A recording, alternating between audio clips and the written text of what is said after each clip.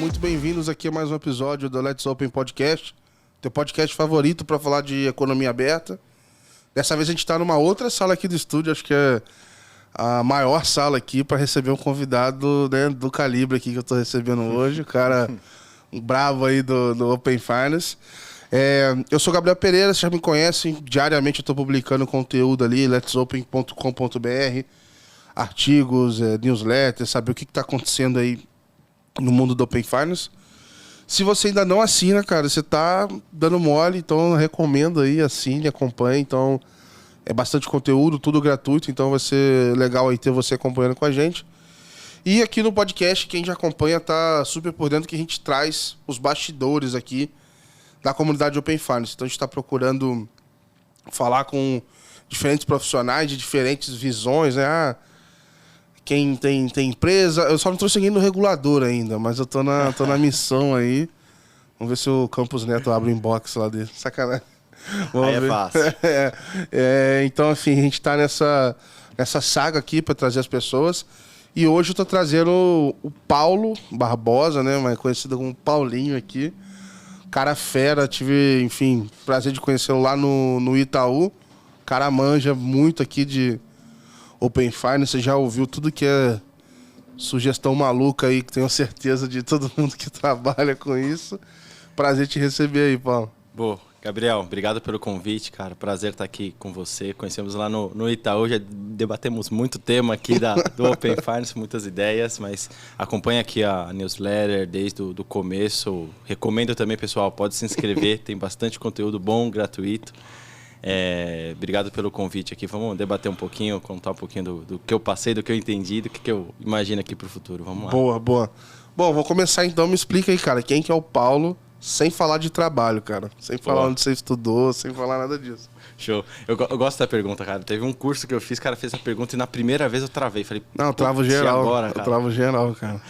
Cara, mas o Paulo, o Paulinho, nasceu na ZL, vive na ZL de São Paulo, aqui Zona Leste de São Paulo. Não sou corintiano, santista de coração, apaixonado pelo futebol. Passando raiva agora. Muita raiva, então por isso estou até diversificando aqui de esportes, acompanhando NBA, Fórmula 1, para dar uma desestressada do futebol. Cara caseiro, família, divertido, gosto de jogar um videogame, preciso voltar a praticar uns esportes, quero começar a aprender bateria, umas coisas meio doidas, assim, nada a ver. Mas é um pouco disso aí. Boa. Eu tenho até procurado, assim, também, falar assim, cara, eu preciso fazer alguma atividade, porque assim, eu acabo o trabalho, aí eu vou fazer as coisas da Let's Open, aí eu fico só nesse negócio. Eu falei, cara, eu preciso fazer algum curso, alguma coisa que não tem nada a ver com isso. Que não tem meta, que não tem, não tem indicador, não tem nada, cara, tá ficando maluco, eu preciso... Dá uma desestressada, né, meu? Exato. Sair um pouco da mente, até pra abrir espaço pra outras coisas. Né? Bateria é uma boa ideia, dá cara. Dá pra descontar a raiva também, né? Exato. Boa, cara. Então você morou a vida inteira aqui?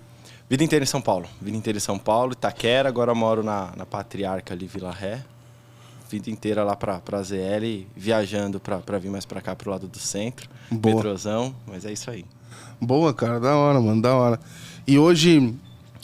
bom, vamos saber então, entrar um pouco aí na parte do estudo, né, cara? Você já tinha sempre interesse em tecnologia, banco, como é que foi que você enveredou pra esse lado aí? Nada, cara. Foi sem querer? Apaixonado de futebol, queria ser jogador, né? Você queria ser jogador, mano? Joguei na várzea, tentei, fez teste no São Paulo, fiz um monte de teste, mas não tenho esse talento, não. Correria, velho. Correria. Aí fiquei pensando se eu ia fazer educação física e no final, no ensino médio, eu acabei entrando no técnico, tecnologia.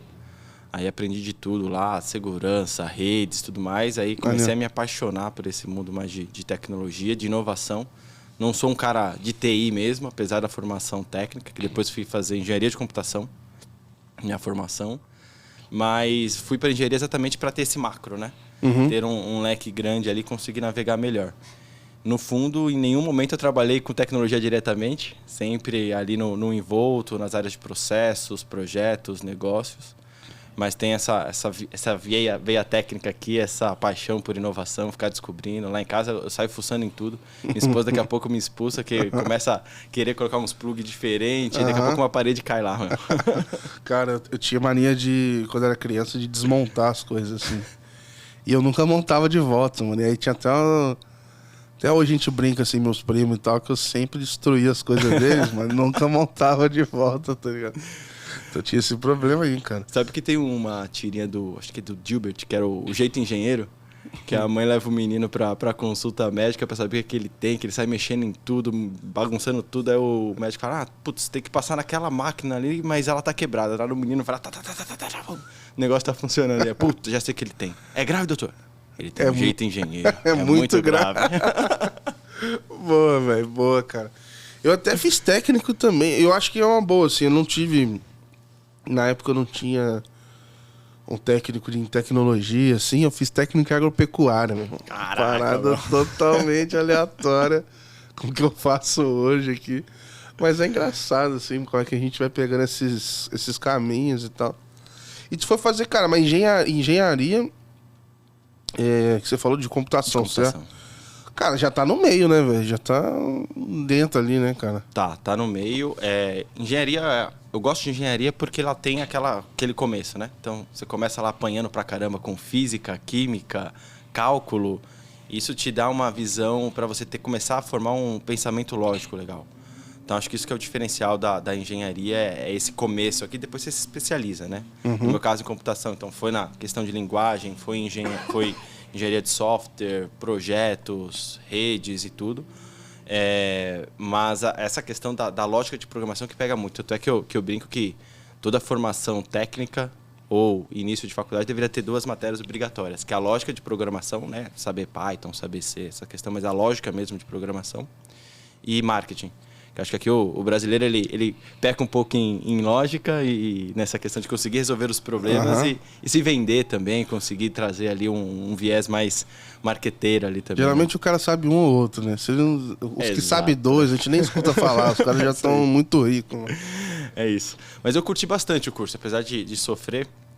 Acho que ter a visão de como funciona a tecnologia, como você vai construindo. Então, eu entrei lá, descobri as ondas de rádio que vai trafegando nesse ambiente aqui. É uma coisa muito doida, assim, que você vai descobrindo. E que a gente falou antes lá da bateria, é legal você abrir e conhecer um pouco de cada, que você vai trazendo, pensando um pouquinho, né? Te dando repertório, né? Pra você depois usar, aplicar o princípio de um lugar para o outro.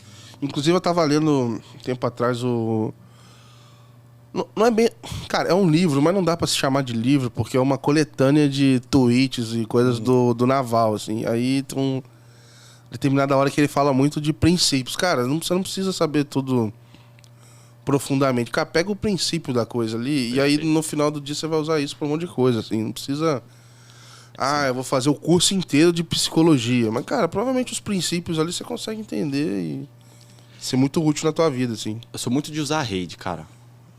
Tem não sei se eu li em algum lugar, mas eu levo comigo, que é conhecimento bom é conhecimento compartilhado. Então, você sabendo os princípios, cara, no momento que você quiser aprofundar, você procura alguém da sua rede que saiba aquilo e você consegue, entendeu? Então, acho que eu sou muito de utilizar a rede e daqui a pouco a gente vai entrar no OpenB, que o OpenFi, mas nada mais é do que exatamente isso. Exato. Né? Cara, eu sou o chato da mensagem, assim. Deu uma hora e falo, pô, mano, vamos falar aí. E em algum momento na vida eu acostumei a, tipo assim... a meter o louco, assim, se não tiver resposta, faz parte. Às vezes o cara tá enrolado lá, mas eu mando pra 10. É o famoso não já tem. Né? Exato, eu mando pra 10. Às vezes eu vejo umas mensagens antigas e falo, meu Deus, olha o que eu mandei pros outros aqui, cara, que vergonha. Mas aí, sei lá, pra 10 que eu mandei, 2 respondeu. Quando eu vi, eu fiquei muito próximo de uma pessoa. Então teve um episódio aqui que eu trouxe o Cabral e o Querubim. E aí eles vieram aqui, eles têm até um projeto que chama Banco Aberto, eles tinham um podcast e tal, produzem vídeos e tal. E, cara, eu conheci esses caras porque eu tava olhando todo mundo que tinha o nome de Open Bank no título. Aí eu adicionava e mandava mensagem. Falava, cara, eu escrevo sobre Open Bank, não sei o que, vamos trocar uma ideia. E foi os caras que responderam, tá ligado? E a gente continuou conversando, gravamos coisas e tal. Então, faço isso, assim, cara, muito na cara de pau mesmo. Tem que ter cara de pau. Eu falo que eu também sou cara de pau.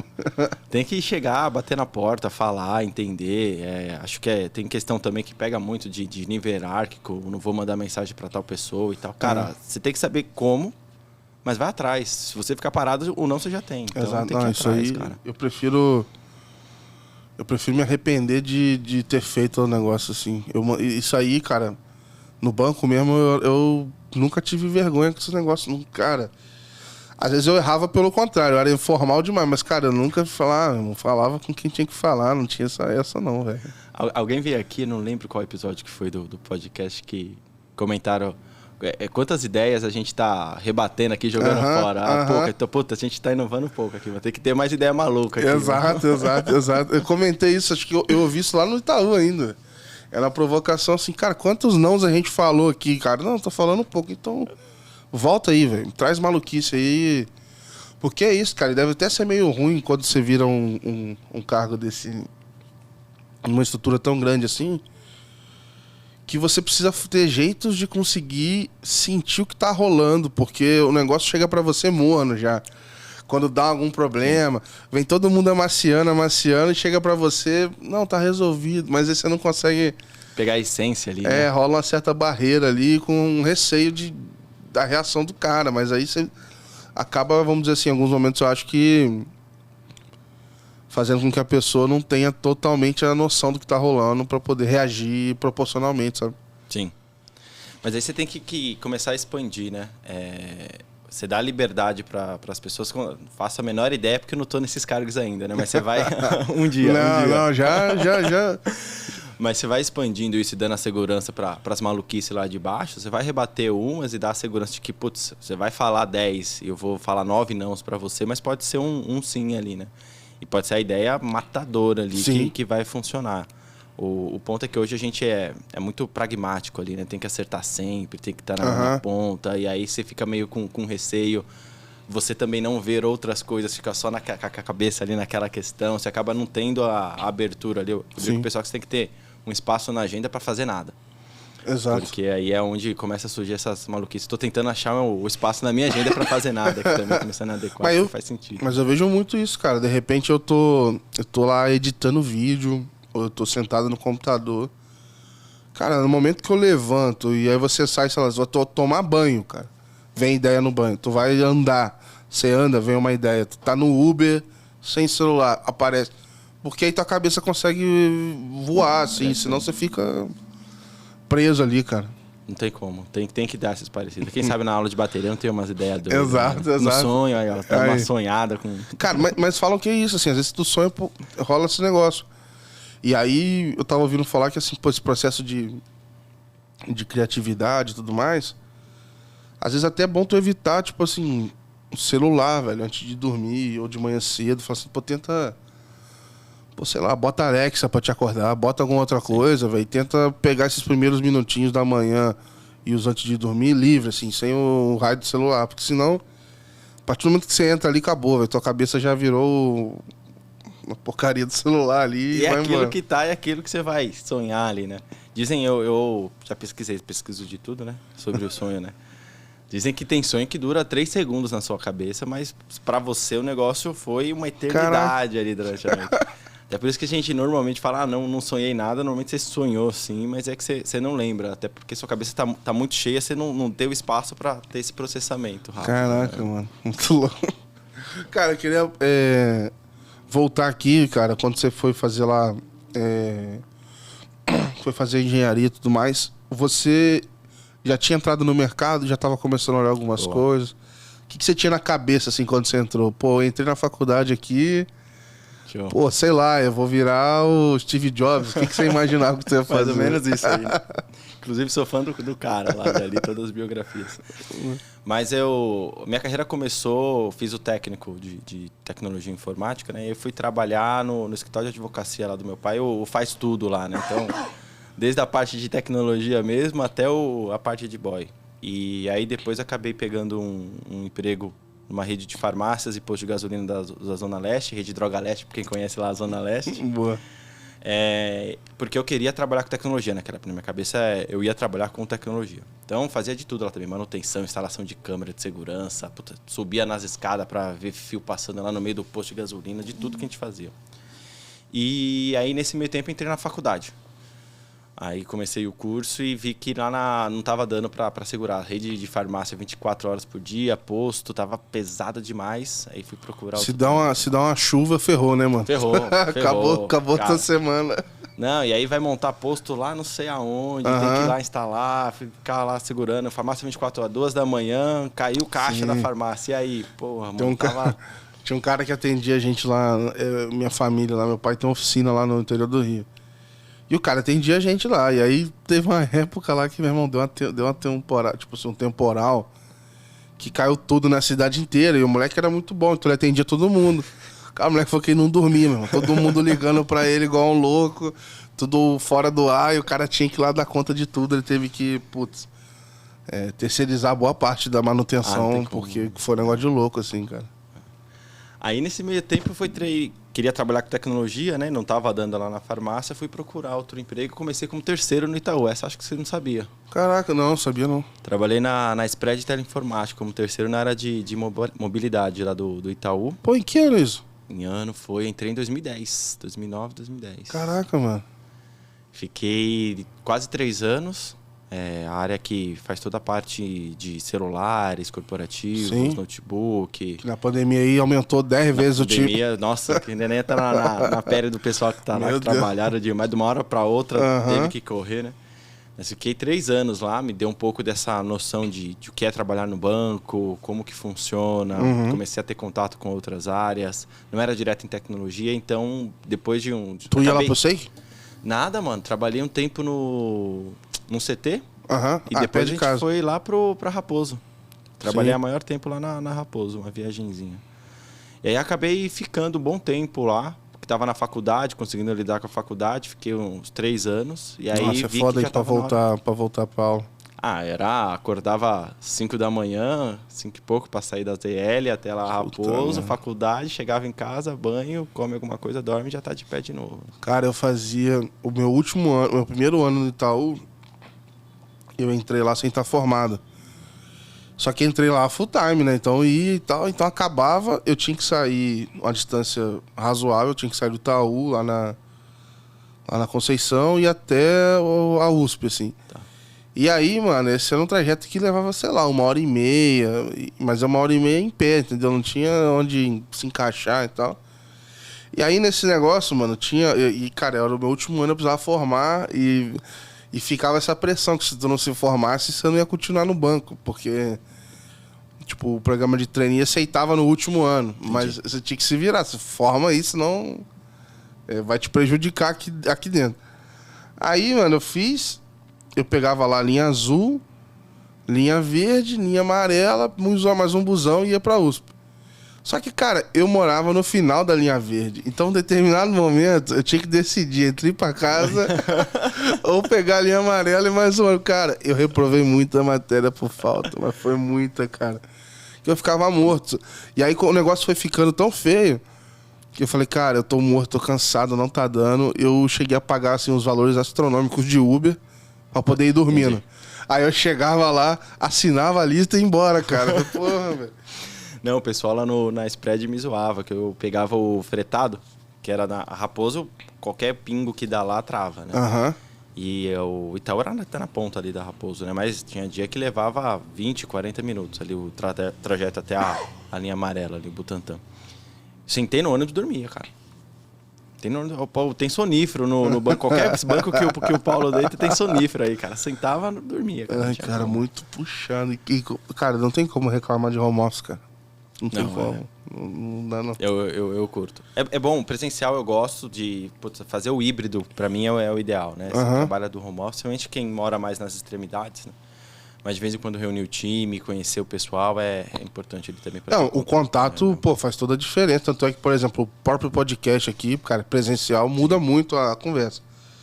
Só que assim, é legal porque assim, a gente faz no dia que quer, no dia que pode, a gente combina, vem no tal horário. Então quem tá vendo aqui, ó, não tô tomando cerveja porque é de manhã, senão eu estaria tomando a cerveja. E aí é isso, assim, você tem a liberdade pra botar isso dentro da tua agenda, assim, porque, cara, fazer um negócio por obrigação ali, cara, é um trajeto insano, mano, não dá, cara. É puxado, é puxado. E aí, cara, tava lá no Itaú, e aí fiquei os 3 anos, e aí falei, putz, não tá rolando, tentei até alguns processos para entrar direto no banco, não tá rolando, preciso mudar, fui procurar outras coisas e era a CLT, veio estágio para ir pro Citi. E aí foi a decisão, acho que uma decisão acertada que eu tive. Não foi uma decisão fácil sair do emprego ali, CLT e tudo mais para fazer o estágio, né? Mas aí fui fazer o estágio no Citi, na área de negócio lá de trade. Também para mim foi uma decisão acertada, aprendi muita coisa animal, corporativa, cara, lá. Mas qual que era? Mas tipo assim, como é que era teu background na época? Ou tipo assim, como é que te aceitaram lá? Você fica, vem, chega aí, tá fazendo taca aí, né? pau. Vambora, tá ligado?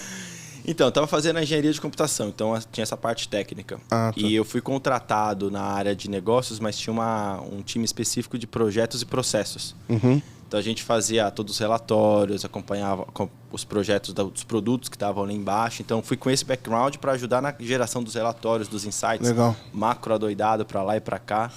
Sim. E aí a história engraçada é que o estagiário no começo chegou para ficar apertando o botão e gerar os relatórios ali, né? E aí com o tempo fui na curiosidade, a cara de pau, entendendo um pouco mais o que é esse relatório, o que você faz, por que você usa isso, por que você não usa aquilo, faz sentido, não faz sentido. E automatizar cada vez mais o relatório para eu conhecer mais coisas internas. E ficar à toa, né, mano? Sacanagem. Então, os outros estagiários falavam, cara, a gente vai ser mandado embora. Não tem mais botão para apertar, a gente vai fazer o quê, cara? E aí eu fui ganhando espaço nesse sentido, né? Porque aí fui na cara de pau perguntando, entendendo os produtos, e aí acabei assumindo a cadeira ali para tocar a parte de projetos de risco sacado. Maneiro, cara. Maneiro. E aí foi, contato com a galera, porque a mesa do risco sacado no Citi, ela era terceira. Operação do Citi, mas era uma empresa terceira que era a mesa, sistema, tudo era fora do Citi. A gente estava fazendo um projeto para trazer para dentro do Citi. Então, acompanhei o projeto tanto para migrar a plataforma, e aí Citi, plataforma que já existia na região, tinha que adaptar para trazer para o Brasil. E aí, contato com o time de PMO lá do Chile, a galera da Índia que desenvolvia. Pô, que maneiro, velho. Cara, foi assim, muito legal para ter esse contato com outras culturas também, entender como que funciona o sistema financeiro. E é uma responsa grande muito rápido, né? Então você tem que criar casca ali, né? Não tem o que fazer. E apoiar o time, que aí é onde comecei a atender mais de gestão, na contratação e formação do time da mesa de risco sacado lá do Citi, né? Não era o responsável pela mesa, mas como a gente estava ajudando no projeto de estruturação ali dos sistemas, também ajudei nessa questão da gestão, e foi onde eu comecei a me apaixonar mais ainda por essa parte de gestão. Aí você trazia os loucos igual você, como é que era? Sempre tem uns doidos aí, né, meu? Acabei não tendo a final ali, mas aí a gente ia moldando os doidos que chegava lá também, né? Maneiro, cara, maneiro. E aí você ficou por quanto tempo lá no sítio? Fiquei 5 anos no sítio, cara. Caraca. Fiquei o estágio, quase 2 anos de estágio, depois mais 3 anos tocando a parte do risco sacado, depois fui tocar a parte de garantias, que também é um mundo muito doido, cara. Que às vezes o cara dá a garantia lá da máquina para pegar um empréstimo, e aí não paga o empréstimo. Quando o banco vai lá pegar a máquina, tem funcionário agarrado lá na máquina, porque depende da máquina para a empresa funcionar, e se a empresa não funcionar, o cara não tem emprego, né? Não, para cortar a luz dos outros já é difícil. Imagina então, pegar a máquina, executar a máquina. E você entender como é essa dinâmica, né? E essa máquina foi dada em garantia em 20 lugares diferentes, provavelmente. Exatamente isso. Então a gente estava começando um projeto com os bancos já na colaboração. Como que a gente consegue... Se não é tombo, filho. Se der mole... É um outro mundo complexo. Além de poderes PJ ali, esse de garantias é um mundo complexo demais também nesse sentido, sim, cara. E o Citi foi o começo de uma escola para eu começar a entender mais como funcionam os negócios ali, né? Quando você saiu de lá já tinha sido vendido ou foi bem depois? Não, tava na venda, eu ainda fiquei no Citi, mas foi um baque, uma experiência, porque impacta muito ali no pessoal da área, né? Então, sim, os gestores, à época, eles tiveram que saber lidar muito bem com isso, né? Porque tinha gente que... Mas você participou da... Não. Você estava conversando ainda antes de mudar? Não, eu passei pela mudança. Eu saí do Citi em 2018. Ah, tá. Então você... Só que eu fiquei ainda no Citi, parte do meu time foi pro Itaú, parte de pessoas que estavam em volta foi pro Itaú, parte de pessoas... Porra, deve ser uma pressão do caraca. Tipo assim... Ansiedade, né? Falei, qual vai ser? Eu vou ter um trampo amanhã? Não Toda vou ter... semana, surpresa, tá? Então, foi aí que eu falei, a parte de gestão teve que ser muito boa ali, né? Para conseguir manter a equipe motivada, manter todo mundo seguro de que poderia seguir ali no trabalho, ou aqueles que realmente tivessem que sair, dar a oportunidade de se encontrar mesmo dentro do próprio sítio. E assim, você... Aí, beleza, ainda que o Itaú tem uma cultura bem de boa, assim. Então, sei lá... Você... Eu brinco assim que no Itaú, cara, só você não ofender ninguém que você vai se dar bem lá dentro. Não tem muito. Não tem muito. Tipo, não seja um cuzão que as coisas vão funcionar. É. Então, pô, pra pessoa não se identificar ali, acho que, enfim, é mais difícil. Só que, cara, beleza, você, sei lá, você tava na tua cabeça com expectativa de carreira, aí tu vai pra lá, mudou totalmente, porque é outras áreas, outro cargo, outra relação e sei lá, por um bom tempo você vai ser tipo a pessoa que veio do City. Cara, deve ser louco isso. Deve né? ser, é. Eu conversei com bastante gente que foi pro Itaú. A mudança nunca é fácil, né? Porque muitas vezes acontece de ter se fosse o Paulo, ia ter um Paulo do outro lado que faria a mesma coisa, né? Então, a gestão também pelo lado do Itaú, eu imagino que tenha sido bem complicada. Mas dos contatos que eu tenho, alguns ainda tenho até hoje, se deram bem, conseguiram se adaptar. O Itaú vai conseguindo, o Itaú é muito grande, né? Tem muita pressão, então vai conseguindo adaptar e dar as oportunidades ali pro pessoal. Maneiro. E aí a galera que ficou no City foi segurando ali também, né? Então, puta, baita reestruturação também depois para entender como que a gente vai focar agora, os times. Foi nessa época que eu acabei saindo um pouco mais do risco sacado e entrando nessa parte de operações com garantias, entendendo um pouco mais desse mundo. Conheci um pouco de canais lá também, interagi bastante com a galera de canais, que eu sou... Mas, cara, canais lá é o quê? Do private, tipo, sei lá...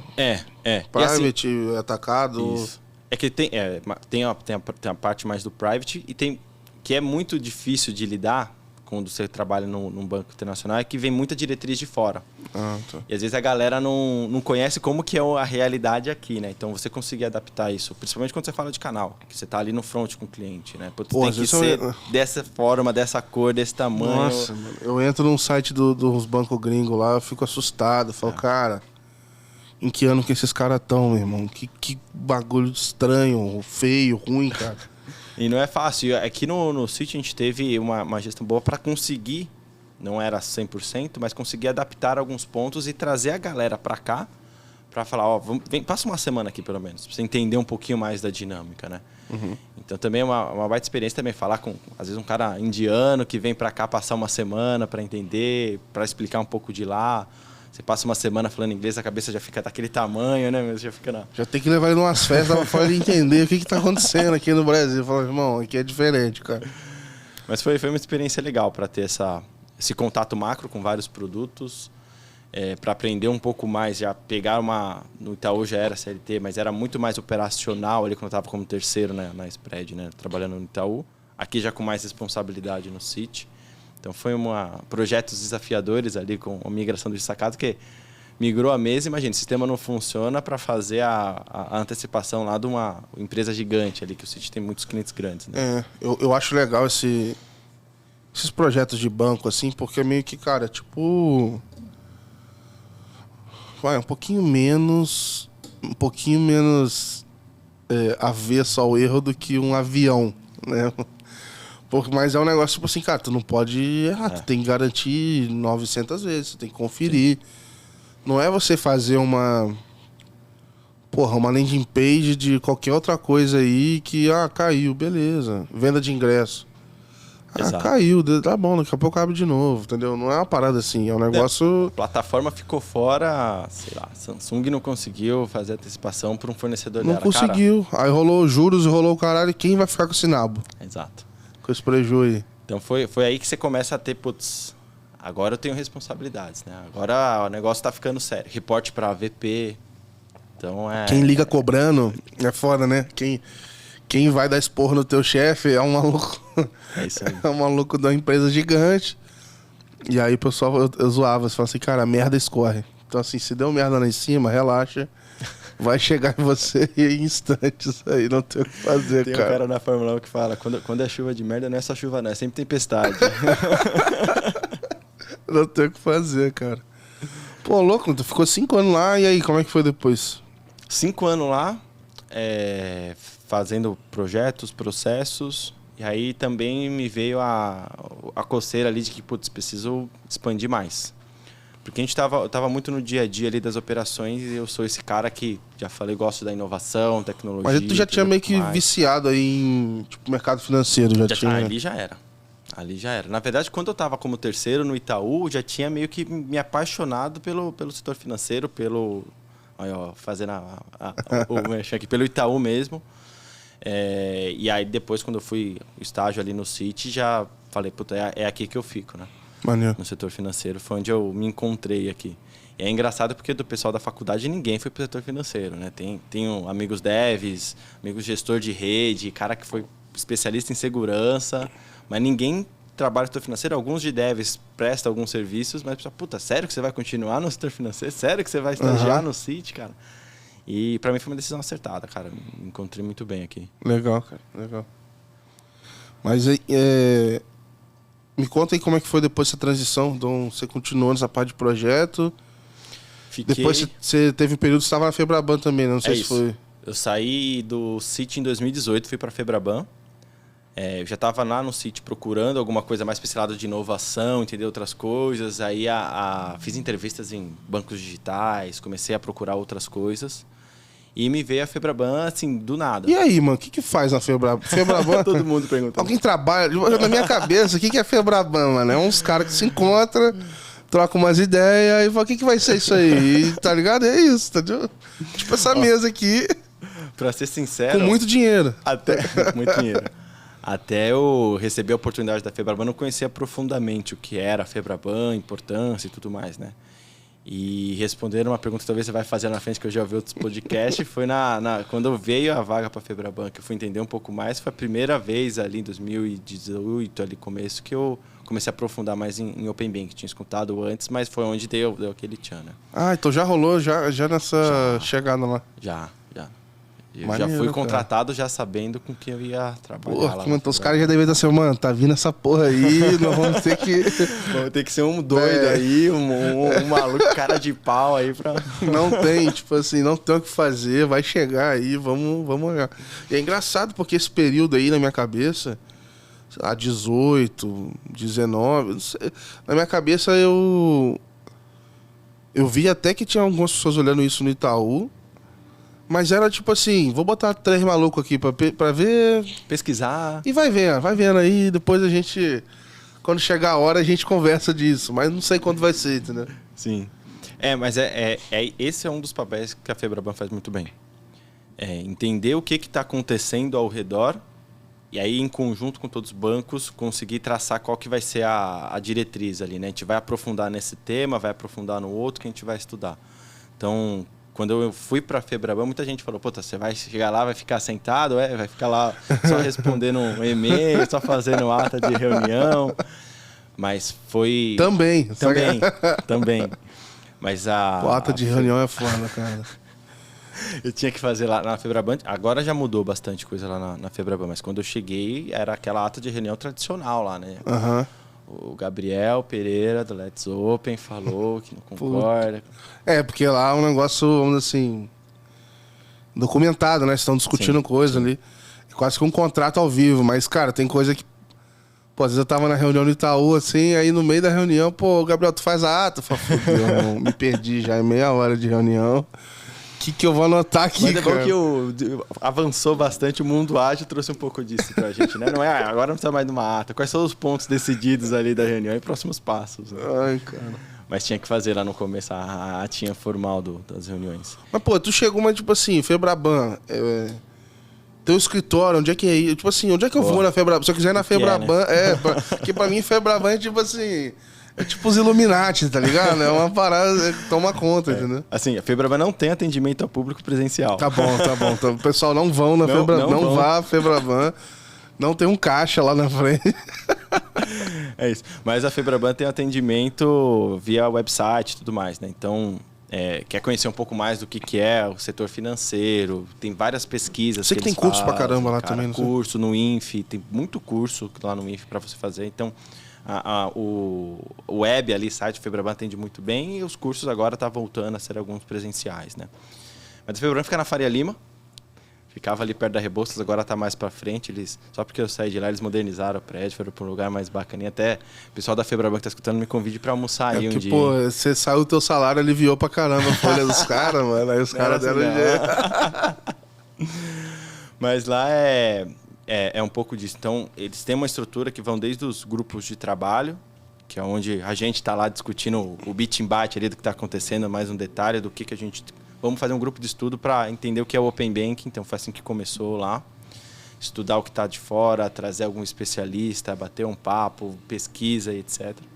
Aí, quando isso vai amadurecendo, que a gente, dentro dos grupos de trabalho, vai entendendo que é um negócio que pode vingar, que vai dar certo, isso vai passando a ser assunto das comissões executivas, que já está com os superintendentes, com os diretores. Mas aí, mas tipo assim, a Febraban, você tem pessoas que são contratadas pela Febraban e tem as pessoas que são alocadas pelos bancos também, né? É isso aí. Então, a Febraban ela tem os seus funcionários, e aí ela divide entre assuntos, assim como é dentro do banco. Então tem a diretoria que cuida da parte de inovação, tecnologia, segurança, cyber, uma que cuida de produtos, uma de serviços, o pessoal que fala de atendimento, o pessoal que fala de eventos. Então tem toda essa separação também dentro da Febraban com seus funcionários. E os funcionários são, eu falava quando eu estava lá que a gente era facilitadores. A gente tem que ajudar os bancos a desenvolver os assuntos. Então lá eu cheguei na diretoria de inovação e tecnologia. Era eu, a minha gerente e o diretor na época, né? Então a gente tocava lá desde do KNAB, que é a origem do CIAP, que agora é a Febrabantec, a parte de inovação. Depois veio uma estrutura de cibersegurança, que os bancos também investem muito. Aí veio o LGPD e depois veio o Open Banking. Aliás, na tua época aí, o CIAB e tal, tava uma estrutura bacana. Esse ano foi mais honesto. Antigamente tava mais bacana, cara. Eu falei pro pessoal... Traz o Paulinho de volta aí, gente. Vocês estão dando mole. Mas o CIAB antes o espaço era maior ali também, né? Acho que toda a parte que teve da pandemia, aquela pausa, acho que essa volta aqui acho que foi importante, principalmente para a conexão das pessoas. E é bom dar os feedbacks para ir se adaptando já para o próximo ano. Não, né? Coloquei lá. Falei, galera, foge do Ibirapuera, mas isso aqui é para vir passear, para vir trazer cachorro. Não dá, muita gente para vir. Muita gente ali. Muita gente. O acesso ficou complicado ali também. Mas, enfim. A estrutura em andares eu até que gostei de não ser aquele meio que retão, assim, né? Quadradão, até que ficou legal, mas concordo contigo, cara. Mas foi meio tenso. E aí lá a gente fazia esses debates lá de todos os temas. Então tem essas separações, a gente vai debatendo os assuntos dentro desses grupos técnicos, agora as squads lá na Febraban também, e aprofundando e trazendo as diretrizes para cima, né? Então já lá na Febraban já tinha muito essa cultura de cooperação, de junto, porque tem todos os bancos convergirem ali para o assunto seguir, né?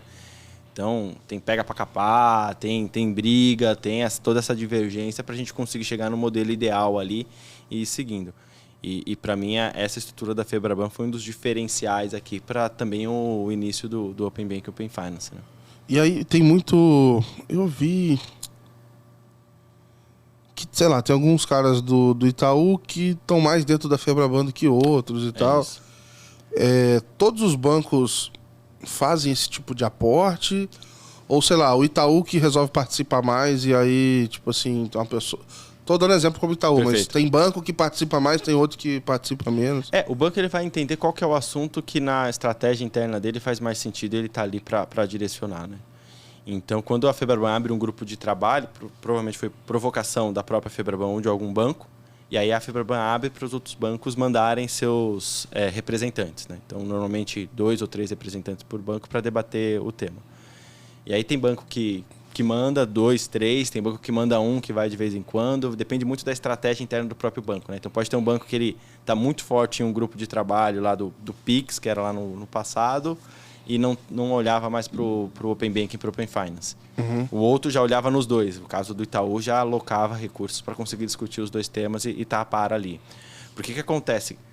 Como a gente está em grupo ali discutindo, a Febraban tem uma relação também próxima com o regulador, próxima com outros países, também é um lugar para você conseguir se atualizar, é um lugar para você conseguir tentar direcionar a sua estratégia interna do banco para ajudar ali na construção da fundação ali mesmo, né? Uma coisa é você entender o que é um consentimento ali na sua essência, outra coisa é você ler a especificação e tentar implementar, né? Então, a Febraban ajuda muito isso para dar essa fundação, né? Nas discussões técnicas. E aí, como é que era você veio lá, tecnologia, e daqui a pouco você está olhando o projeto, e aí algumas implementações de projetos ali, daqui a pouco você está na Febraban e tá tendo que ler circular do Bacen, tá tendo Primeira circular que eu li, eu falei, que eu tô que fazendo merda aqui, cara, comecei a ler umas dessas aí, eu não entendia nada. Eu falei, pô, mas não é possível que eu Fiz a mesma aula de português que esses caras aqui, velho. Não tô entendendo nada, cara. Falei, será que eu vou ter que fazer um curso de português ou algum curso aqui básico de jurídico Português, pra entender um pouquinho ali? Português do Bacen. Exato. Mas o começo eu sofri para entender, mas o Banco Central ele tem mais ou menos um padrão, né? Até porque ele está cada vez mais indo para a linha de deixar diretrizes nas circulares e deixar que o mercado vá se definindo nos detalhes e não deixar tudo certo. O que matou a gente de ansiedade também no começo do Open Banking. Né? Toda mudança gera aquele murmurinho, né? A diretriz é essa, galera. Te vira.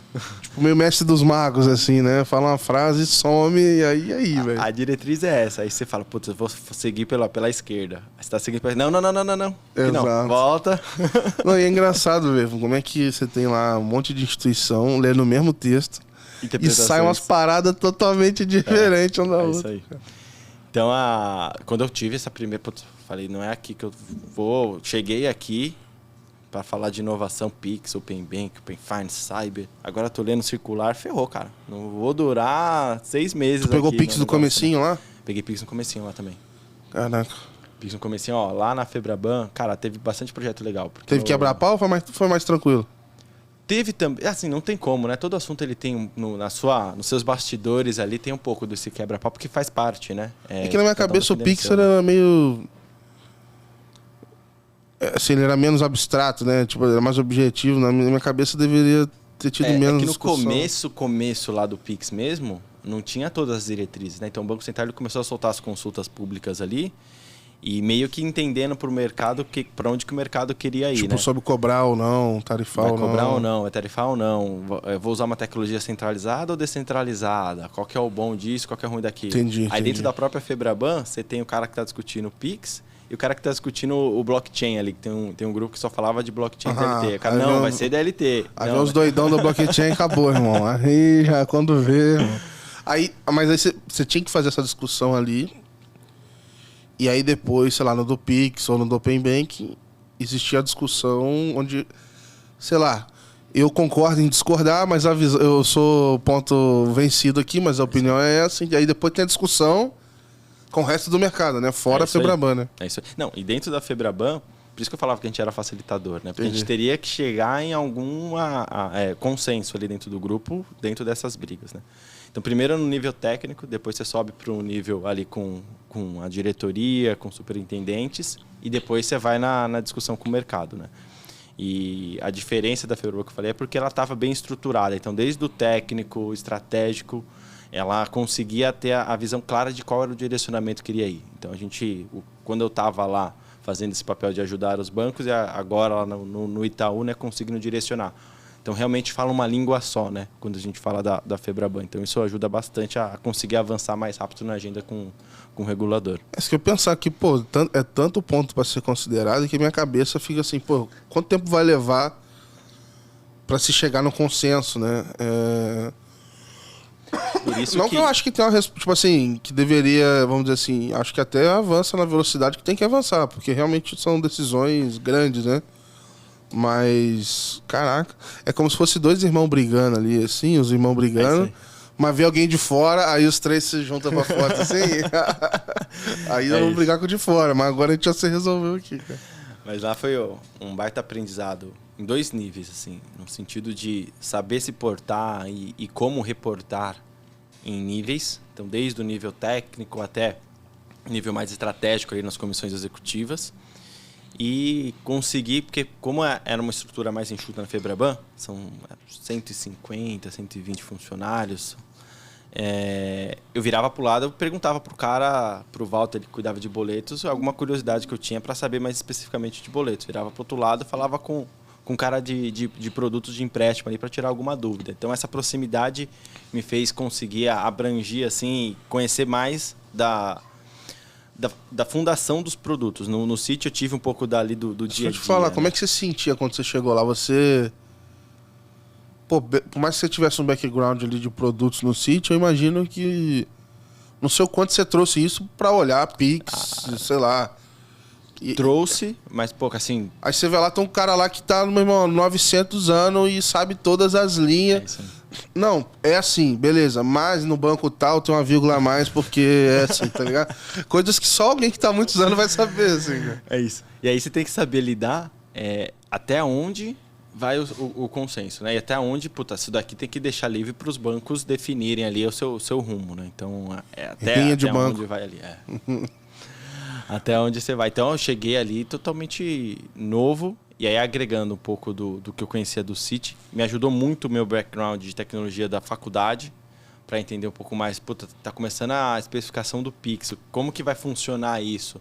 Por isso que essa lógica de programação não serve só para tecnologia, até para interpretar uma regulação do Banco Central também ajuda bastante, né? Legal, cara. Legal. E lá, puta, cara, e legal que eu olhei, fui para Brasília no evento de cibersegurança, Guardião Cibernético, ajudei ali na criação da rede blockchain com os bancos, LGPD ali na essência, nos grupos iniciais ali com o jurídico. Porra, então, maneiro. cara, não, tu fica na nata dos assuntos... Porra, escola, cara, escola. Os assuntos relevantes ali que estão rolando e tal. Escola bem interessante, assim. Muita gente falava, né? Vai sentar lá, cara, pra mim, hoje, foi a maior escola que eu passei, foi na Febraban, pra conseguir ter essa amplitude de assuntos. E é louco que, cara, eu penso Febraban, mano, eu só penso no tipo assim... Sei lá, que só tem diretor de banco, tá? Entendeu? Fala Febraban. Quando eu leio Febraban, já dá até um peso, assim, pum. Eu penso em 10 diretores sentados. Os cavaleiros do apocalipse ali. Não, dá pra dar essa desmistificada aqui. Cara, aí, que maneiro, velho. Já me paga um almoço aí, galera. Febraban, ó, ajudei aqui. Pô, e o almoço da Febraban não é brincadeira, né, cara? Não vai ser coisa humilde, não. Cara, maneiro. E aí, depois... Você ficou lá até em que momento do Open Finance, assim? Boa. Eu entrei em 2018, então no comecinho de Pix, já estava mais estruturado ali, e Open Finance não tinha nenhuma linha, era reunião para debater o que um achava, o que o outro achava, e eu saí da Febraban, eu saí em 2020, novembro de 2020. Então... Prestes da fase 1, não. Já me perdi nas datas tudo, cara. Eu tô assim, desde a pandemia já me zoou tudo. Era pra ser, depois teve a mudança das datas. Sim. Foi pra fevereiro, sei lá. Eu saí logo depois da abertura do Pix. Que quando acabou a corrida da chave lá. Aí eu saí e fui pro Itaú. Então, toda a fundação da Os caras ficaram putos contigo com o Itaú, não? O quê? Fala, pô, tá tirando os caras daqui, velho? E aí, mano? Como é que fica isso aí, cara? Quando eu tava lá na Febraban nessa época, eu também já tava começando a me mexer de novo, né? A Febraban é muito boa, tem toda essa estrutura, ela tem essa parte de inovação, me trouxe muito esse viés, mas eu comecei a receber algumas propostas. Uma vitrine também, né, velho? É uma vitrine. E tu que gosta de gestão também, isso é difícil ter lá, né? Sim. Lá é mais complicado. Se tu quisesse ter uma equipe, exato. Coisa assim. E eu sou um cara muito transparente, cara, com os meus gestores. Então, eu sempre deixei muito claro para os meus gestores quais eram os caminhos que eu queria traçar, né? E aí eu recebi algumas propostas. E aí, quando chegou o Itaú, é claro que teve toda o papo, toda a conversa. Mas foi tranquilo. Foi tranquilo. Até como no Itaú, o meu papel, ele é também lá na Febraban.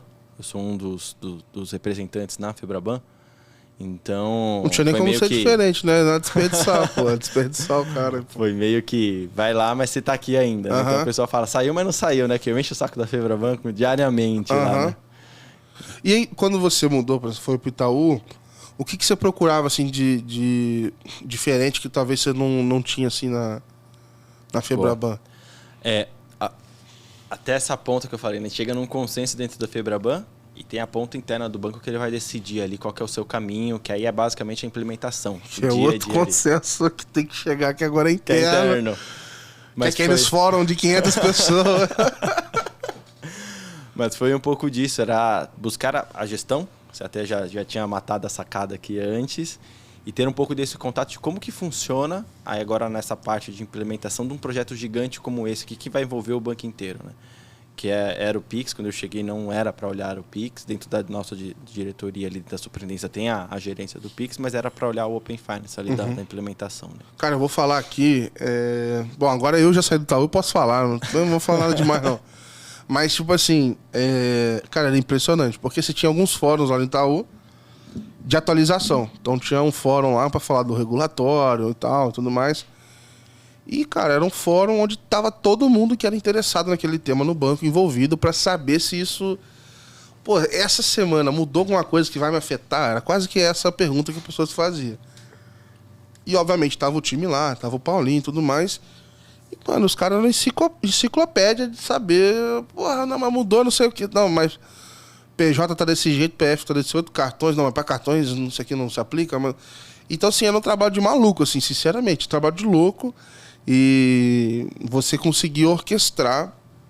Uma vez eu lembro que, assim, eu te perguntava muita coisa, eu perguntava muita coisa pra Isis também, ela me ajudou pra caramba, assim, e eu achava louco, assim, quando abriam um Excel de stakeholders, e o Excel era gigantesco, assim. Não, tem que falar com essa pessoa, esse, saber se eles estão por dentro, se não estão. E, sei lá, cara, pô, na Febraban, você tava com a... Vamos assim, você mantém o escopo da Febraban e adiciona mais isso aqui, cara, é loucura total, cara. É muito contato. A questão da rede, que eu gosto muito de trabalhar nessa rede, é muito. Então, trabalhando em casa remoto lá, minha esposa às vezes fala, você tá trabalhando ou você tá no celular? Cara, é o WhatsApp bombando o dia inteiro, cara. O WhatsApp bombando o dia inteiro. E eu gosto dessa relação. Acho que você tem uma... Eu comecei com uma gestão indireta também lá na Febraban. Acho que isso que me abriu oportunidade também dentro do Itaú. E mesmo dentro do Itaú, com a gestão direta, você tem que ter essa gestão por influência, essa gestão indireta. Porque é o que você falou. Eu estou discutindo uma API que é a de contas da fase 2. Cara, você vai envolver muita gente e nenhuma se reporta para você. E algumas estão com outros projetos do produto dela. Então, você tem que ter essa gestão por influência também para trazer pro jogo, né? Porque principalmente no começo, né? Não estava na meta do cara colocar a API no ar naquele período, né? Até porque a gente não sabia como ia acontecer, né? Então, ter essa familiaridade de saber como falar, como se portar é importante também, essa loucura. Eu falo muito aqui do período ali de iniciação de pagamentos. Aquilo ali, para mim, foi loucura, assim. Chuta aí o que vai ser. E a gente tá confiante que não vai errar muito, não. E era engraçado, porque, cara, no final do dia, falar... Tá bom, vamos abraçar o UK e vamos morrer com o UK. Vamos ver. Talvez não vai errar tanto assim. Só que, assim, eu senti uma dificuldade que algumas pessoas no banco estavam mais envolvidas. E aí... Era mais fácil você discutir o princípio da coisa. Tipo assim... E outras, pô, eu já ouvi ideia maluca do tipo assim, pô, quando o cara for confirmar, não dá pra gente oferecer uma parada. Mas, porra, velho, o negócio é pra não fazer isso, cara. Não, pelo amor de Deus. Tudo, né? Não, e aí rolava umas paradas assim, você fala, não, velho, beleza, você tem que dar ideia, né? Igual eu tava falando ali, as ideias malucas. Mas, porra, tem coisa que é o princípio né? O princípio do negócio, o cara... Mas tá no sangue, cara. Tá no sangue, tá na veia. Ali, deu mole, tem um botão contratar ali e já era, mano. Mas é legal a questão do conceito também, né? Porque mudou agora essa questão de tratar com... O Itaú já tava... Tem a ver com o Bacen lá, né? Colocando o princípio. Pô, tá escrito lá o que o cara quer fazer.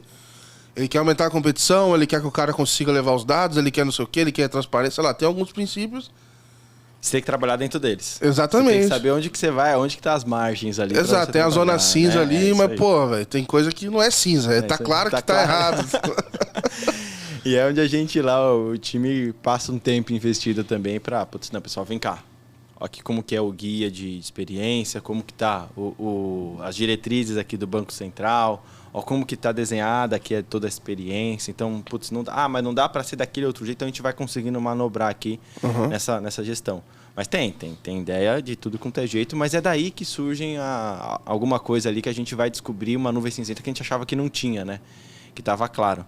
Então, a regulação do Banco Central escrita do jeito que está também, que dá bastante trabalho ali, ela também ajuda nessa questão da competição, né? Você vai vendo até onde é o seu apetite de risco ali para colocar alguma coisa no ar. Justo. E hoje, Paulinho, como é que é o teu time lá dentro, cara? O que vocês são responsáveis? O que vocês olham? Como é que você se organiza lá? Cara, a gente é responsável pela parte regulatória, mas eu já falo de não somos jurídico, não somos compliance e não somos risco. Mas qual que é a nossa função, né? Entender aqui como que está sendo o movimento de mercado. Aí, mercado que eu falo... Até Open Insurance e tudo? Open Insurance, a gente tem um time de Open Insurance específico, mas a gente tem que se conversar. Até o princípio é o mesmo. O princípio é o mesmo, eles têm que se conversar internamente. Lá no Itaú a gente olha muito essa questão do cliente, você sabe. Então o cliente ele tem que ver um benefício comum dentro do Itaú, não um Open Finance ou Open Insurance, né? Mas a gente faz a ponte com o mercado. Então o mercado que eu falo é com outro banco. E aí aqui que foi falado muito lá no Febraban Tech, né? A gente conversa muito com outros bancos, conversa com as fintechs também, conversa com as IPs, para trocar essa ideia, entender como que tá esse movimento, até onde que a gente troca. Até coisa básica também, né? O cara tá funcionando aí, tá indo aí, tá batendo, voltou, testou. É o primeiro projeto do setor financeiro que não tem um ente centralizado. Você fala do SPB lá do passado, tinha o SPB, pagamentos instantâneos, tem o SPI, boletos, tem a CIP. Aqui é totalmente descentralizado, é ponta a ponta. Tem que se falar, mano. Tem que se falar, tem que se falar. Então, é mercado, trazer um pouco de mercado, trazer um pouco de estruturas de fora, então entender um pouco o que está acontecendo no mundo também, o que eles estão evoluindo, o que eles estão errando, o que eles estão fazendo. E trazer também um pouco do regulador, trazer um pouco do que está acontecendo nas discussões da convenção, além de trazer o de fora para dentro e o de dentro para fora. Então, a gente precisa estar no que eu falei lá da Febraban, né? A gente precisa estar em tal grupo de especificações, no grupo de segurança, no grupo técnico. Então, a gente forma é forte demais, né? Mas a gente busca talentos que estão do Itaú lá na área de tecnologia e fala, cara, vem cá.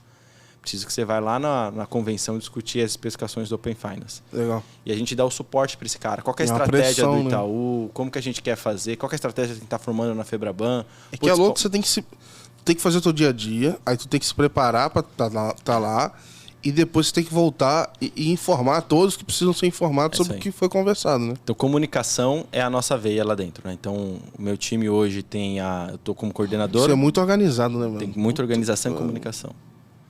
E nós somos, assim, tem eu como coordenador, a Marina é a gerente, tá? De licença maternidade, a Lara nasceu. Ah, que maneiro. Beijão pra Lara, pra Marina. Que maneiro. E dois analistas abaixo e um estagiário.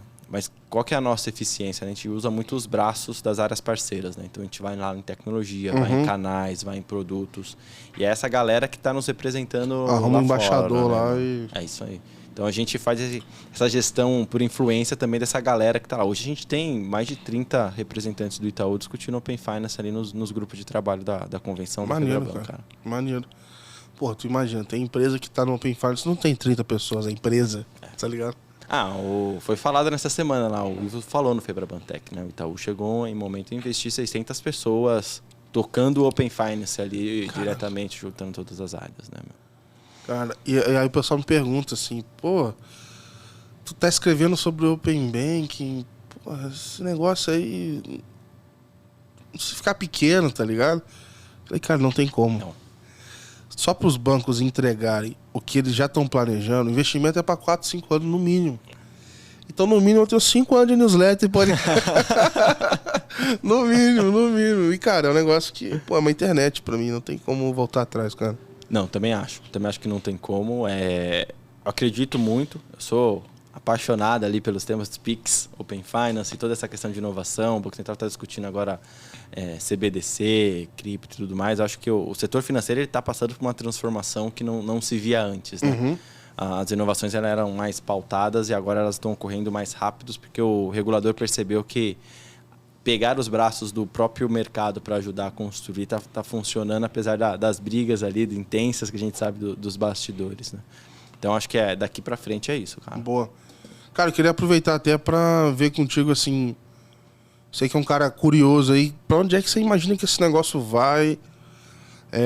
O que você acha que... Sei lá, tem algumas visões, assim... Mais de médio prazo, sei lá. Tipo, pensando em mudanças estruturais que poderiam alavancar, assim. O que você vê para onde esse negócio tá indo, assim, cara? Show. Cara, acho que assim... O Open Finance, como ele está sendo construído, ele tem uma só camada básica ali, né? Que é a própria transferência de dados, a iniciação, a agregação, etc. Mas acho que isso é um comecinho. Então, lá no Itaú, a gente está fazendo toda essa estruturação do que a gente chama o regulatório para cumprir, pensando no estratégico para já sair algumas coisas na frente. Mas tem o pós-estratégico ali, digamos, né? Que é também entender como que o setor financeiro está se transformando. E aí a minha visão pessoal, tá? Daqui a algum tempo a gente não vai mais conseguir diferenciar o que é o setor financeiro, do que é indústria, do que é o e-commerce, vai ser tudo uma coisa só. E a gente vai estar tão integrado em tudo que a gente não vai perceber que a gente está fazendo uma transferência, a gente não vai perceber que a gente está falando com um banco, que a gente vai achar que está falando com uma empresa de e-commerce, a gente vai estar falando com a empresa de e-commerce achando que está falando com um banco. Então, acho que daqui para frente vai ser isso, cara. Legal. Eu tenho pensado muito sobre como é que a gente vai ter um ambiente mais propício, né? Então, tipo, o que precisa evoluir para ter uma infra suficiente para o Open Finance ou economia aberta no geral decolar, assim? E o que eu tô vendo em outros países, cara, começa muito pela questão da identidade, cara. Com certeza. Então, assim, cara, como a identidade digital, assim, quanto mais você consegue confiar, né, que a pessoa é quem ela diz ser na internet, cara, isso vai abrir um mar de possibilidades. Então, pô, eu vou poder fazer o consentimento, não vai ser mais 1 para 1, vai ser tudo que eu quiser para 1, tipo, né? Então, ao invés de eu escolher, vou fazer do Itaú, vou fazer do Bradesco. Não, você vai fazer todos. Ao invés de você fazer o redirect, você não vai precisar fazer. Eu acho que assim, vai nascer disso aí, vai ser um negócio, um game changer assim pro Open Finance, o que talvez tenha sido na época da evolução dos cartões lá, quando foi sair do negócio, para virar depois o chip, para virar hoje esse negócio de só bater e vai embora. Eu acho que vai ter esse momento assim, sabe? Passos, né? É evolução. Você tem que colocar no ar para rodar, até para você saber onde que você aperta mais o parafuso, onde que você afrouxa mais o parafuso. Mas concordo plenamente contigo. Um exemplo, acho que a gente já falou do Aadhaar lá da Índia, né, cara? Para mim, o Aadhaar... Eu vi uns dados agora, velho, 90% mesmo. Não, e assim, qual que é a diferença para mim do Aadhaar também? Ele é algo que foi trazido pelo governo. Então, não é uma iniciativa do regulador de lá, não é uma iniciativa de um banco, não é uma iniciativa de uma fintech, né? Pessoal, é o GovBR da Índia. É o GovBR da Índia. Então, todo mundo lá todo mundo, né? 90% da pô, mas o que já é todo mundo, é bilhão, pô. Não é bilhão, pô. O negócio lá é doideira. Gigantesco, né? Então, eles têm É tipo 5 vezes o Brasil de pessoas usando a identidade digital. No celular... Você se identifica, você faz a sua junção da sua identidade através do celular e você consegue se autenticar num produto de governo, num banco, no e-commerce, fazer várias coisas. Então, acho que a entidade digital ela vai facilitar não só a economia aberta nesse sentido, mas programas de governo. O Brasil, apesar de estar comparando com a Índia, o Brasil é muito grande e tem vários... O Brasil dentro do próprio Brasil, né? A pessoa que mora lá na Amazônia ali, tá?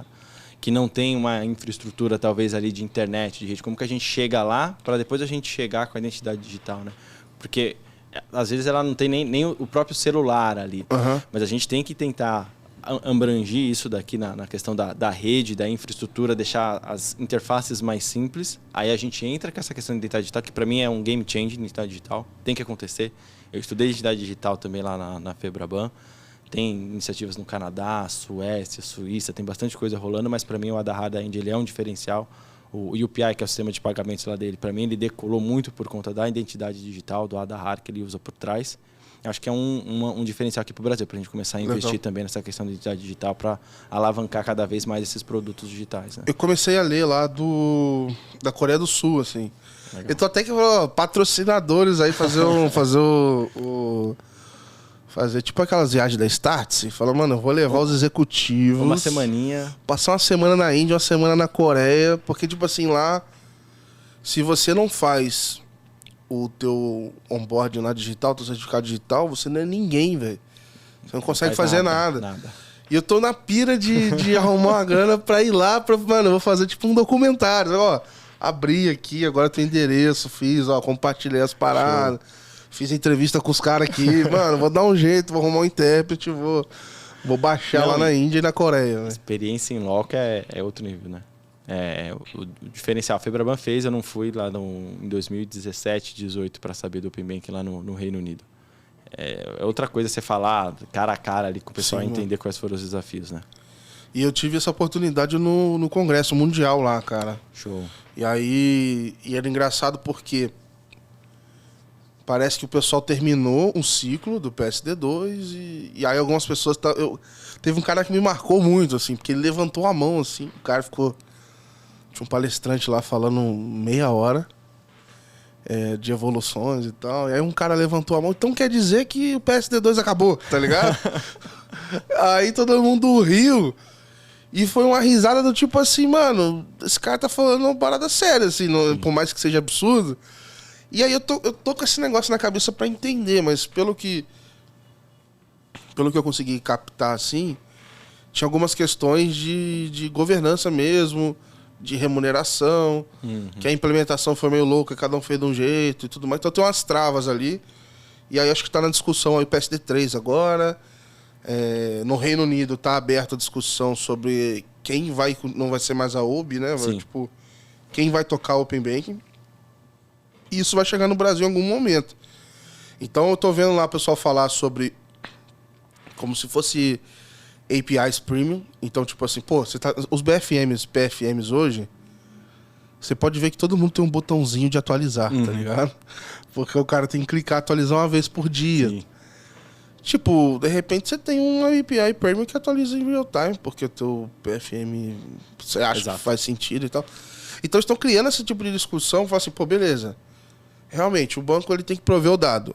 Mas assim, não precisa prover a última tecnologia de ponta ali, porque a conta não fecha. Então você pode ter um marketplace e falar assim, pô, você quer criar? Beleza, está disponível para todos, desde que pague-se tanto para que a coisa aconteça.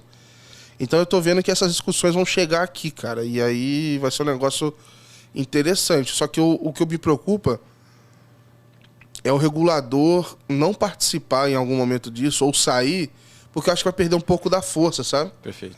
E essa harmonia que tem desses grupos e tal, eu acho que funciona porque tu tem a mão do regulador ali apertando. Se fosse por livre e espontânea vontade, sei lá, acho que os incentivos não iam fazer a coisa funcionar, sabe? Acho que essa conversa vai chegar aqui. Deve chegar em breve, essa questão de API Premium, como que a gente começa a desenhar os modelos de negócio, né?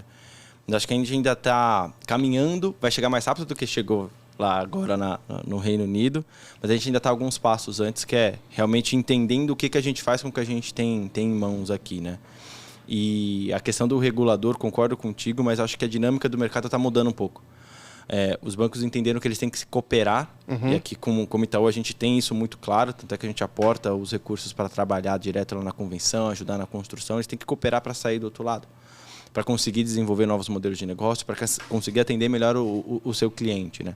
Então, concordo que o Banco Central não deve sair, até porque a normativa mãe do Open Finance, do Open Bank, a resolução conjunta número 1, ela indica ali que a última camada da estrutura é o Banco Central.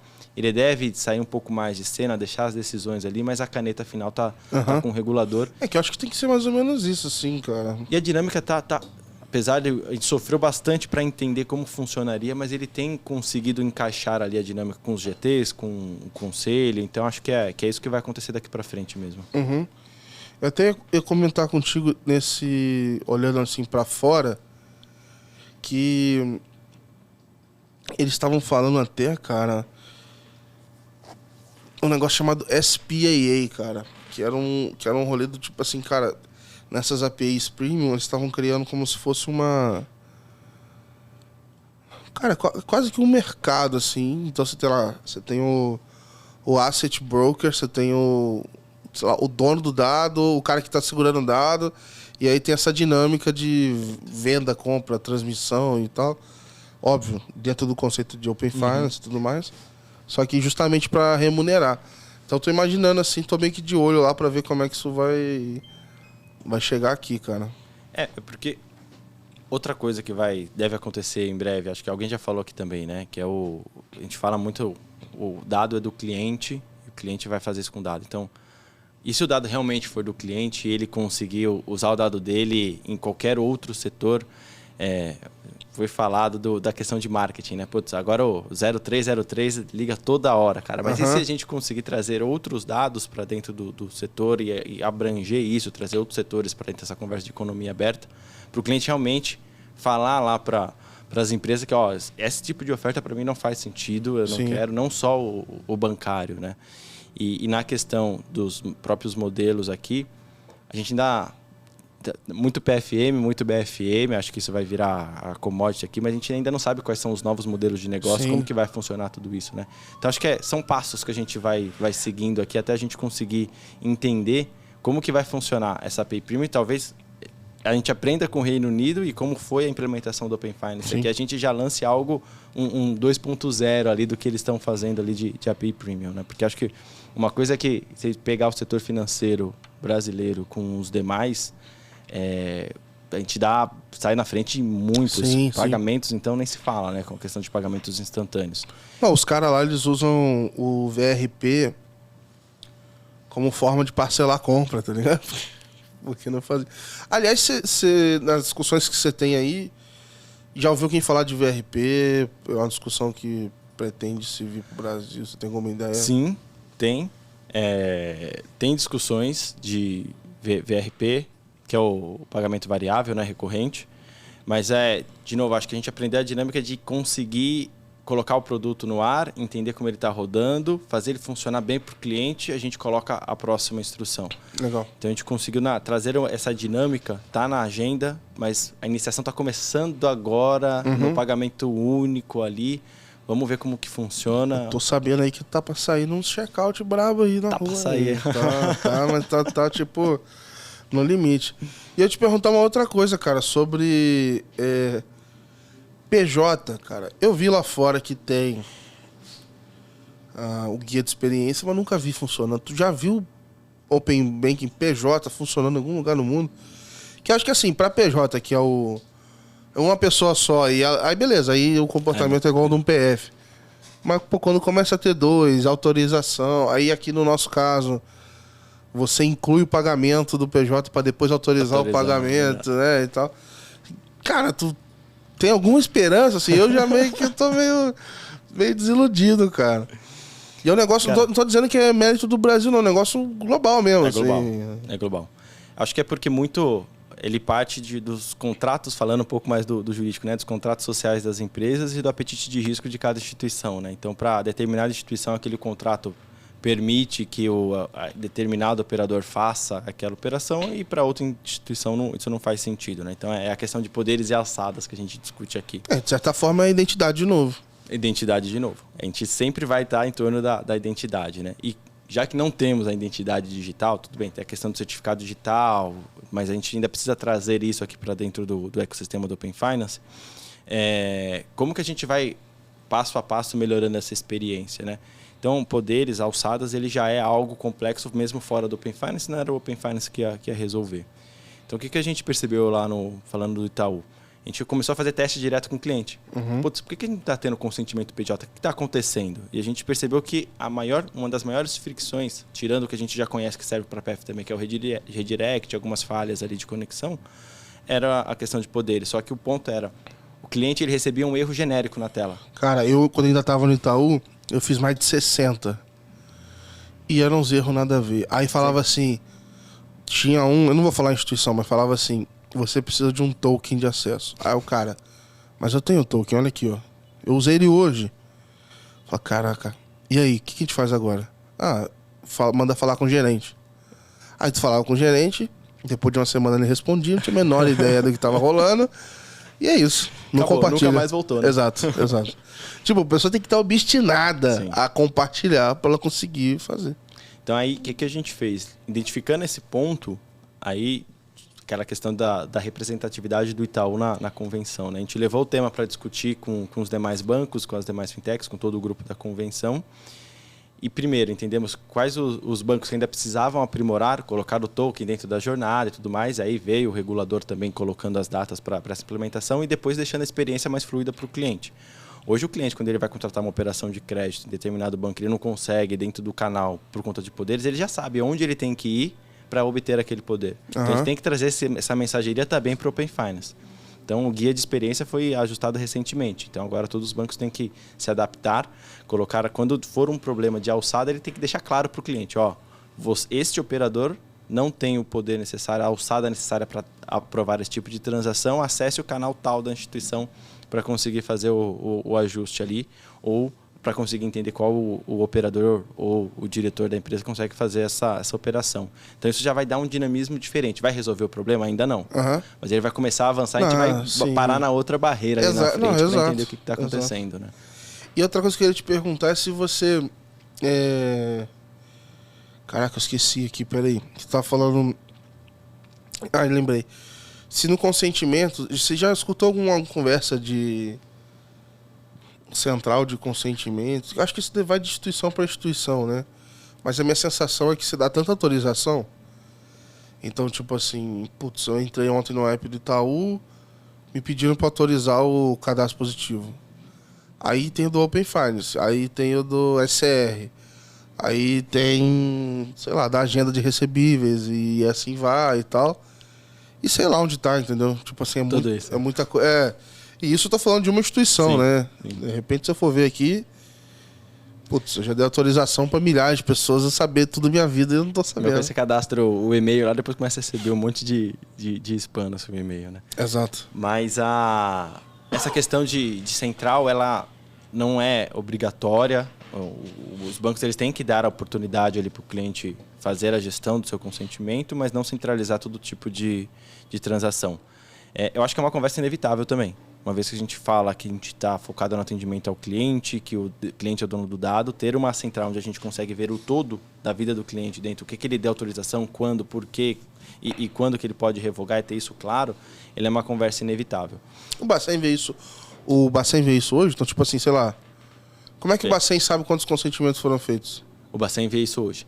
Acho que os números, a estrutura ainda está trabalhando para conseguir divulgar isso ao mercado, mas todos os bancos têm que reportar os números ao Banco Central, né? Então, hoje o tipo Banco um Central já addict, sabe. só que... Exato. A gente tem que reportar todos os consentimentos, a operação, a gente tem que entender como que está a saúde do ecossistema, né? Isso falar assim, o Gabriel deu 500 consentimentos, o cara tá maluco aqui no... Daqui a pouco quero ver a sua receita lá no final da declaração de imposto de renda, depois de deixar... É conta de teste, tá ligado? Sair abrindo conta e tudo quanto é banco também para fazer teste, né? Eu tô para abrir, mas para poder ficar vendo as experiências de Open Finance e publicar, né, cara? Preciso gerar conteúdo, pô. Tem que levar pra galera. Mas acho que isso é uma conversa, de novo, agenda do cliente, né? Tem que deixar isso claro lá no Itaú. A gente já tem uma central, mas hoje focada basicamente no Open Finance, mas isso também vai se expandir com o tempo. Boa. Cara, vou fazer a última pergunta aqui. Do que você viu lá fora? Pode ser qualquer coisa, pode ser desde algo relacionado ao ecossistema, alguma coisa muito específica. O que você mais curtiu assim nos últimos tempos que você viu assim, Open Finance? Pô, legal esse negócio aqui. Não precisa ser nada mirabolante, mas que você olhou e falou, cara, gostei desse negócio, assim, achei interessante. Boa, show. Cara, de verdade, eu acho que aqui no Brasil a gente conseguiu aprender muito bem o que está acontecendo, principalmente lá na Austrália, no Reino Unido, pegando algumas coisas da Índia. Mas o que é legal, que a Austrália já está fazendo, que eu acho que é um movimento inevitável para cá, é trazer esses outros entes de mercado. Então, lá na Austrália, eles já trazem toda a parte de energia, estão falando de todas essas outras commodities que a gente tem, trazer para dentro dessa economia aberta. Então, a Austrália já deu um passo além aqui. Eu acho que esse é um do diferencial. Porque, de resto, aqui no Brasil, a gente já foi muito criativo, já trouxe uma agenda maior, um cronograma menor, uma dinâmica diferente. A gente cuspiu para cima, né, mano? Aí veio a pressão depois. Mas eu acho que essa questão que eu acho...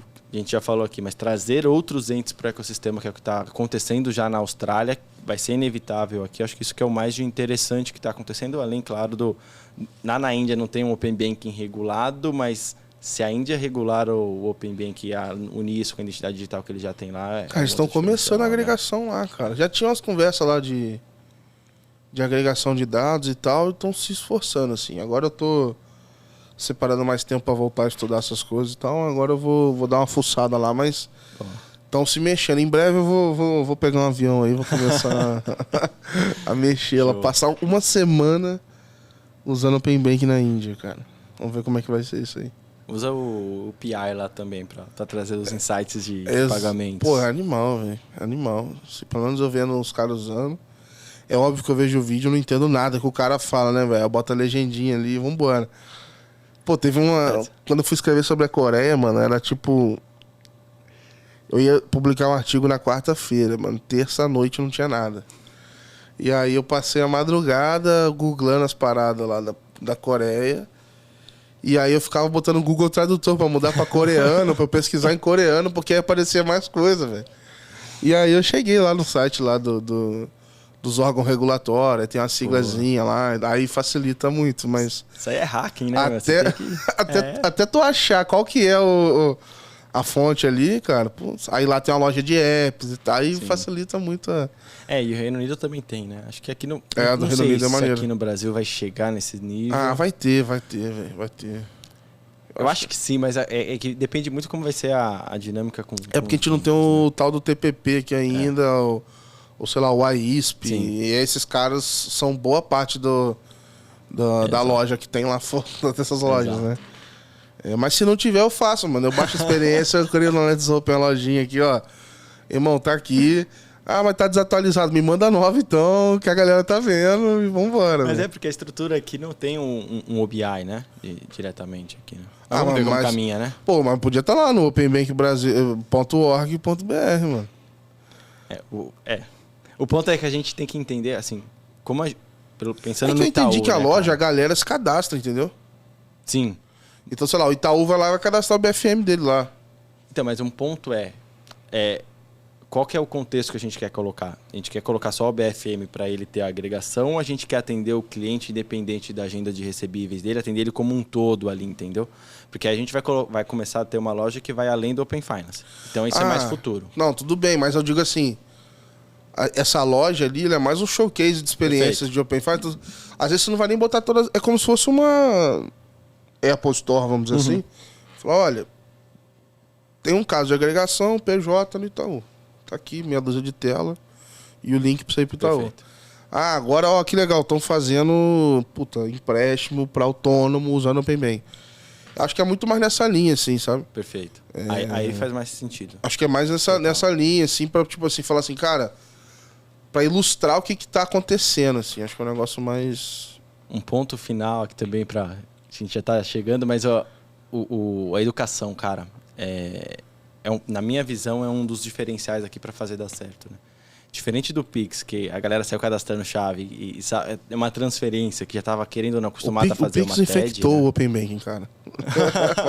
Porque rolou corrida pelo consentimento, rolou pré-cadastro, por causa do Pix, cara. Eu não tenho... Sim. Mas é você conseguir trazer pro cidadão o que é Open Finance. Ou, na verdade, nem falar o que é Open Finance, mas que benefício você está tendo em trazer os seus dados, em compartilhar os seus dados, né? Então, acho que essa parte da educação que também a gente precisa avançar no Brasil, né? Eu tenho conversa também do cara de curioso, estava falando com o imobiliário esses dias, aí entramos no assunto de banco, falei, já compartilha, o banco me pede aqui direto, mas eu não vou ficar mandando meu dado para o banco não, tem que ficar colocar senha, etc. Então, ter essa educação do que é o imobiliário conceito, é uma que poderia né, receber, né? Para falar assim, mano, tá aqui meus dados aqui, você vê se pode me dar aluguel ou não. Não vou botar calção aí porra nenhuma, não.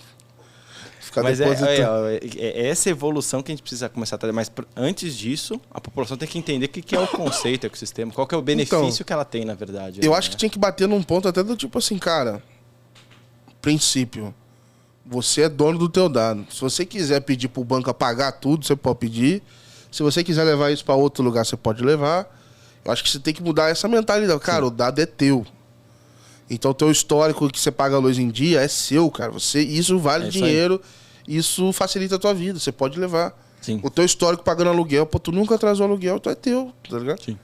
E você pode trazer para alguns bancos e aí o Itaú te ajuda a você entender ali onde que você tem que ter mais dinheiro, onde você não está, essa gestão financeira. Sim.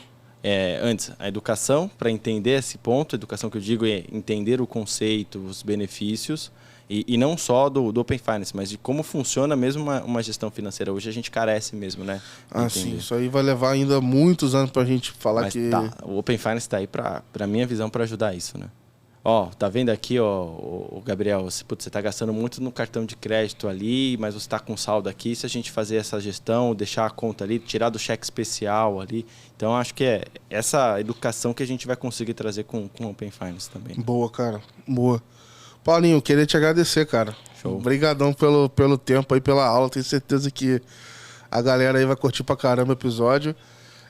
Te agradecer e deixar aberto agora aí pra você fazer o jabá. Fica à vontade aí, cara. Agora é o momento, cara. Que isso, agradecer a oportunidade. Acho que a gente já se fala há um bom tempo. A gente tentou marcar aqui ó, algumas vezes para encaixar a nossa agenda. Ainda bem que né? deu errado, senão teria sido online, cara. A gente teria gravado online. Mas, cara, agradecer aqui, falar pra galera seguir a sua newsletter. Eu acho que é importante essa fomentação do que é o conceito de ajudar a trazer informações, ajudar a trazer não só informações, mas insights de fora, entender o que está rolando lá fora também, começar a divulgar o que está acontecendo aqui internamente, porque dá curiosidade para também a população começar a entender. Então, segue nessa linha aí que está dando certo, cara. E também falar pro pessoal, se quiserem me seguir ali no LinkedIn, redes sociais, fiquem à vontade para me acessar. Alguma dúvida sobre Open Finance, a parte regulatória, a parte estratégica de negócios, fiquem à vontade para me acessar. A gente está aqui para ajudar. Conhecimento bom é conhecimento compartilhado, cara. Exato. Pô, o Paulinho manja muito, assim, vou deixar todos os links aqui dele. Eu sempre, enfim, perguntei coisa lá, enfim. Então, acho que é um bom cara aí para vocês também, enfim, se apoiarem, trocarem ideia e tudo mais. E é isso. Queria agradecer vocês aí que acompanharam o episódio. Dá aquela força aí, compartilha, deixa os comentários, me avisa o que vocês estão achando. O feedback de vocês é importante pra caramba. E obrigado mais uma vez por acompanhar aí, cara. Um grande abraço. Valeu, pessoal. Valeu, pessoal. Tchau, tchau.